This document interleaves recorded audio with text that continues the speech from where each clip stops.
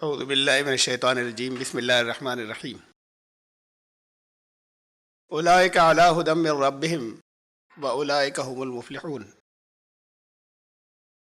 سورہ البقرہ کی 5ویں آیت، جس کی کچھ تفصیل پہلے گزر چکی، لیکن تیزی کے ساتھ میں ہم ریوائز کریں گے۔ اس کا ترجمہ تھا کہ وہی لوگ ہیں جو اپنے رب کی طرف سے ہدایت کے راستے پر ہیں، اور وہی ہیں جو فلاح پائیں گے، یعنی جن کی محنتیں پھل لائیں گی۔ فلاح کا مطلب یہ ہوتا ہے، میں نے بتایا تھا کہ فلاح کا مطلب وہ تصور اسلامی نہیں ہے، وہ نجات، کسی مصیبت سے نکل جانا، نجات جسے کہتے ہیں۔ ہمارے یہاں نجات بہت بولا جاتا ہے۔ اپنی محنت کا جو پھل ملتا ہے اسے فلاح کہتے ہیں۔ کون لوگ؟ اسے ہم ذرا جلدی سے ریوائز کر لیں۔ فرمایا تھا کہ وہ کتاب ہے جس میں کسی شک کی گنجائش نہیں، اور یہ ہدایت ہے ان لوگوں کے لیے جو اللہ سے اتنی محبت کرتے ہیں کہ اس کی نافرمانی سے، ہر نافرمانی سے بچنے لگتے ہیں، ہر نافرمانی سے انہیں ڈر لگنے لگتا ہے، اور پھر وہ نافرمانی کے برے نتائج سے اس محبت کی وجہ سے بچ جاتے ہیں۔ یہ وہ لوگ ہیں جو بغیر دیکھے ایمان لاتے ہیں، بغیر سمجھے نہیں۔ بہت چیزیں جو ہم نے نہیں دیکھی انہیں ہم ایمان لاتے ہیں، انہیں مانتے ہیں، ان پر یقین رکھتے ہیں۔ ہم نے دیکھا نہیں، اس لیے کہ ان کے ثبوت ہیں موجود۔ جیسے ہی ثبوت کی بات آتی ہے، ثبوت موجود ہیں۔ جیسے ہوا چل رہی ہے، ہوا کو نہیں دیکھا لیکن کپڑے اڑتے ہوئے نظر آ رہے ہیں جو ٹنگے تھے، دھول اڑتی ہوئی نظر آ رہی ہے، پیڑوں کے پتے ہل رہے ہیں۔ اسے دیکھ کر معلوم ہوا کہ ہوا چل رہی ہے۔ یہاں عقل کا استعمال ہوا، سمجھ کر مانا۔ سمجھ کر ماننے میں یہ آنکھیں بند کر کے نہیں تھا کہ کسی کی بات پر یقین کر لیا ہوا چل رہی تھی۔ ہم نے خود مشاہدہ کیا ثبوتوں سے، ہمارا آبزرویشن اس کے ثبوتوں کے ساتھ میں تھا، اور یقین آ گیا کہ چل رہی ہے۔ تو ثبوتوں سے جس چیز کو سمجھا جاتا ہے، ایویڈنسز سے، وہاں عقل استعمال ہوتی۔ تو یؤمنون بالغیب، جو ایمان لاتے ہیں بغیر دیکھے اللہ پر، اعمال کا نتیجہ ملے گا اس پر، آخرت پر، اور بھی بہت سی چیزیں ہو سکتی ہیں جیسے ملائکہ، فرشتے، جو بغیر دیکھے ایمان لاتے ہیں۔ انہیں سوچنے، انہیں خوب سمجھنے کے بعد وَيَقِيمُونَ الصَّلَاةَ وَمِمَّا رَزَقْنَاهُمْ يُنْفِقُونَ، اس ایمان کے کچھ تقاضے شروع ہو جاتے ہیں۔ ایمان کوئی صرف زبانی چیز نہیں ہے کہ ہم کہہ رہے ہیں ہم ایمان لے آئے۔ ایمان کی بھی کچھ ڈیمانڈز ہیں۔ ایمان لانے کے بعد کچھ کرنا ہوتا ہے۔ جب بھی آپ کسی بات کو مانتے ہیں یا اس پر یقین رکھتے ہیں تو پھر کچھ کرتے ہیں اس کے مطابق۔ آپ اس بات کو مانتے ہیں کہ باہر بہت ٹھنڈے، تو اس کے مطابق کپڑے پہن کر نکلتے ہیں۔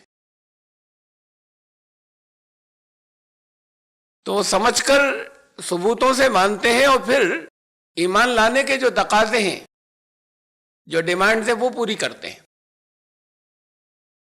اور اس میں یہاں ایک جامع، ایک کمپریہنسو ایک بات بتائی کہ وہ نظام قائم کرتے ہیں جو دین کا اصل نظام ہے۔ یہ صلاۃ کا اصل قیام ہے، اور اس نماز کو بھی صلاۃ کہتے ہیں جو 5 وقت کی ہے۔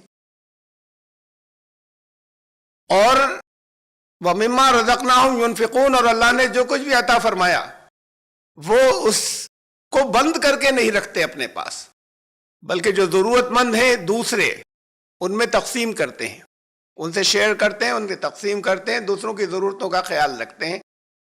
اس کا خیال رکھتے ہیں کہ سب کا ارتقاء ہو، سب کا ایوولوشن ہو، کوئی چھوٹ نہ جائے پیچھے۔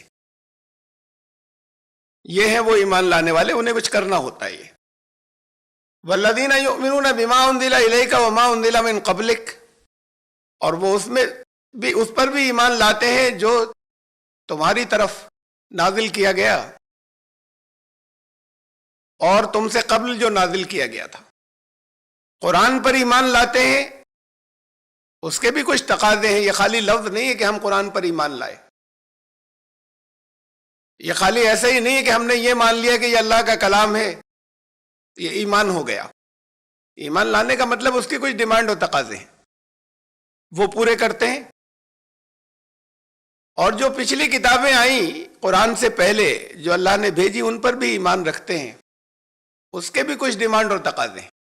اس کے باوجود کہ ان میں تبدیلیاں ہو گئیں. بہت تفصیل سے وہ پچھلے درسوں میں گزری بات. جو کچھ قرآن نے کہا ہے اس کے ثبوتوں کے ساتھ میں، اور جو کچھ وہ اب کر رہے ہیں وہ ہمیشہ کچھ نتیجہ مرتب کرتا ہے. جب عمل کریں گے تو اس کا نتیجہ ہوگا. تو اس میں پورا یقین رکھتے ہیں کہ وہ نتیجہ سامنے آئے گا، اس دنیا میں بھی، اور اس دنیا میں بھی ہو سکتا ہے، اور اس دنیا کے بعد زندگی مسلسل جاری ہے. وہاں زندگی کا گراف ایک اسٹریٹ لائن، سیدھی لائن ہے، کوئی سرکل یا چکر نہیں ہے. تو یہ وقت جو آگے جا رہا ہے اس کے نتیجہ آگے مرتب ہوتا رہتا ہے جو ہم اب کرتے ہیں. اس بات کا اسے پورا یقین ہوتا ہے. تو اس کے بھی کچھ تقاضے ہیں اور اس کی بھی کچھ ڈیمانڈز ہیں. ان تقاضوں کو پھر انہیں پورا کرنا پڑتا ہے. یعنی ایمان لانے کا مطلب کچھ کرنا ہوتا ہے.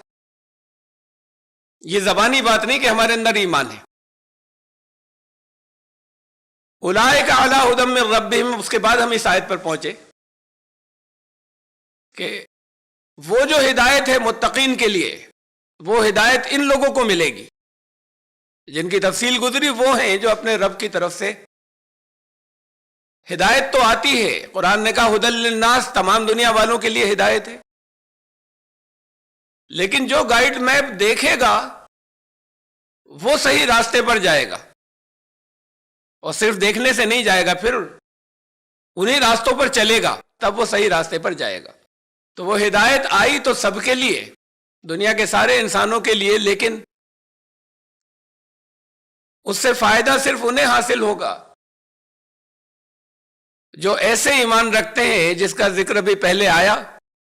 وہ اس سے فائدہ حاصل کر سکیں گے، اور وہ اپنے جو کچھ ایمان لانے کے جو ڈیمانڈ اور تقاضے ہیں جو انہیں پورا کریں گے اس کا ان کو اچھا نتیجہ ملے گا. اسے فلاح کہتے ہیں، وہ فلاح پائیں گے. یہاں